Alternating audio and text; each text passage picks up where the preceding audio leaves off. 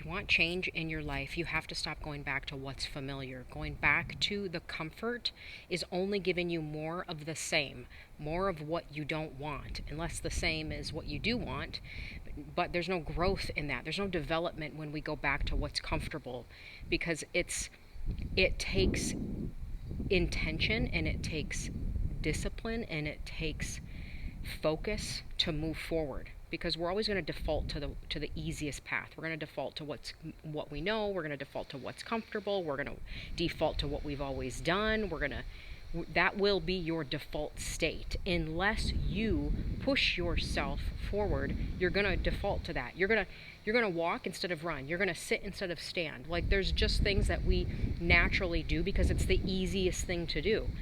And the easy thing is not giving you the results that you want. Sitting gives you a flat butt. I mean, it's like, it's easy to do, but it's going to give you the results over time of what you don't want. And if you continue to go back to what's familiar, what's comfortable, then you're going to be, a year from now, you'll be the same, just older. You won't be better, you'll just be older. 2 years from now, it'll be the same. If you want different in the future, you have to start doing things different now. And that is, in itself, an uncomfortable place to be. Uncomfortable to do things different. It's sometimes we feel like, well, we've failed because it doesn't look good in the season that you're changing. Think of it like a ship. You're turning a big ship around from going for so long in one direction, and all of a sudden you're like, I don't want to do this anymore. I don't want to go in this direction anymore. I want freedom. I want life. I want abundance. I want to flourish. There's nothing wrong with that. Flourishing and being the person that you know God created you and called you to be. That takes guts. It takes guts to burn the ship of the past, to say no more.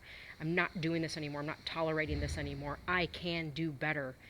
And the hard part is we always talk ourselves out of it. We justify it. We talk ourselves out of it. Well, when I was living at the same place, before we made this big move in 2023, I lived at the same place for 8 years.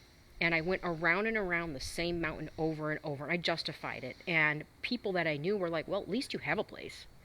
Yeah, at least I do. Like, I could have no place. And when you think that way, it keeps you stuck. Because, a lot of, especially in the Christian community, they'll be like, well, you need to be satisfied with what you have. And the problem is, being satisfied would turn into complacency, would turn into, yeah, I'm just going to coast. I'm just going to cruise through life. This is okay. There's nothing wrong with it. I mean, yeah, I could do better, but why would I? I have everything I need right here, so why would I want better? And it keeps you stuck.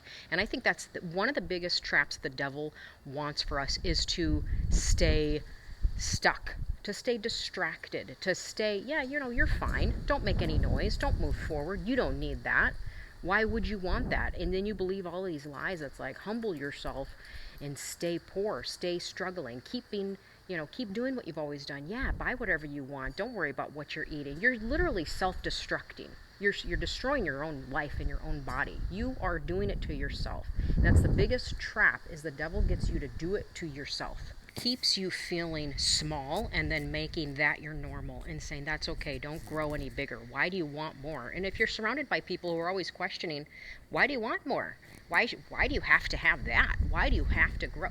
And I had friends like that. They were like, well, why do you have to be in such good shape? Can't you just be happy with what you have? And then if you're listening to those voices, you're like, yeah, maybe I should just be happy. Okay, yeah, let's just stay up and watch, what movie, and eat and do whatever we gotta, do whatever. Let's take the easy route. And what happens is you become what you don't want. You become this lower version of yourself, tolerating things when you know that you could do better. You're tolerating a life when you know you could be better. I mean, if you bought flowers from the store and they only half bloomed, you wouldn't be like, oh, well, that's okay, they did their best. No, they're supposed to bloom fully. If you buy peonies, you want them to be big and fat and beautiful. If they don't, you're like, something's wrong with these. They didn't grow. They had the potential to, but they didn't. And now, if every flower you buy doesn't grow as big, as full as it should, and it has the potential to, you wouldn't be like, oh, that's okay, it should be that way. Well, what do you think God is doing with us? Oh, well, they had the potential to be great, but they're not. That's okay. We'll just leave them to it. You have to want it. You have to desire it so badly that you're willing to burn the ship of the past, which means you're willing to give up the bad habits. You're willing to let go of the lower things. You're willing to not engage in things that you know are not producing fruit, they're just wasting time, you have to be willing and wanting and desire to do better. Each season has its different requirements that you need to go through. For example, I'm going through a season right now where I'm all in on getting debt paid off. So other things get put on the back burner. I'm not doing my hairs. I'm not doing shopping as much. I'm not, well, at all. I'm not doing the thing that I normally would do because I'm going all in on one thing. I want freedom in that area, which means everything has to really submit to that.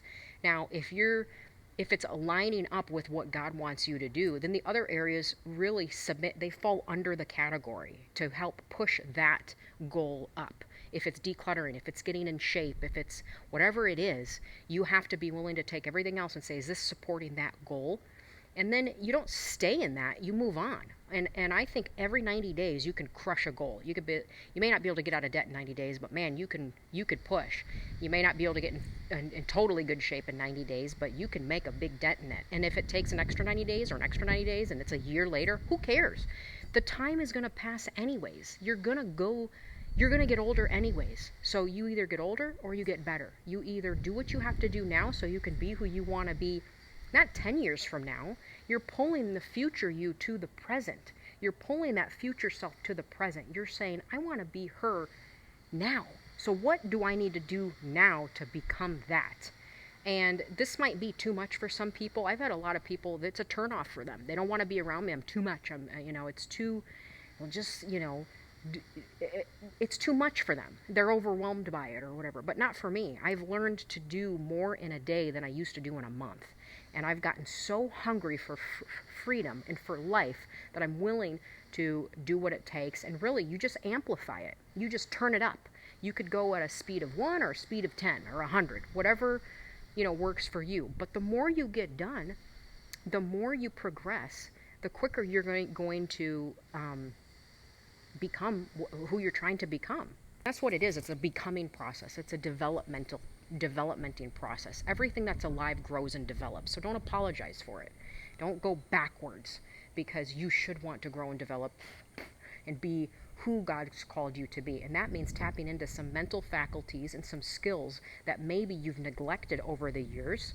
In marriage, a lot of times women, they'll neglect themselves until they finally realize, no, I'm not doing this anymore. And I've reached that point in my marriage as well, where I don't want to neglect those things anymore. I want to run my race. I want to be who God's called me to be. And that takes me learning. It's like going back to school. I'm not going back to school, but I'm learning things that I haven't taken the time to learn because I've been busy with other things. Well, now I'm taking the time to learn what I need to learn, and I'm getting it done. And so use each season in these 90 days to totally revamp your life. Don't wait for the perfect time. You have to get started, and then you make the adjustments as you go. If you keep waiting, time's going to pass. It's going to be a year from now, and you're still not going to be prepared doing any of it. The preparation basically comes, you can prepare a little bit, but the preparation is as you go. You prepare as you go. And things get easier because you start building momentum in the direction that you want to go. The more you let go of, the easier it is to let go of, the more you will let go of.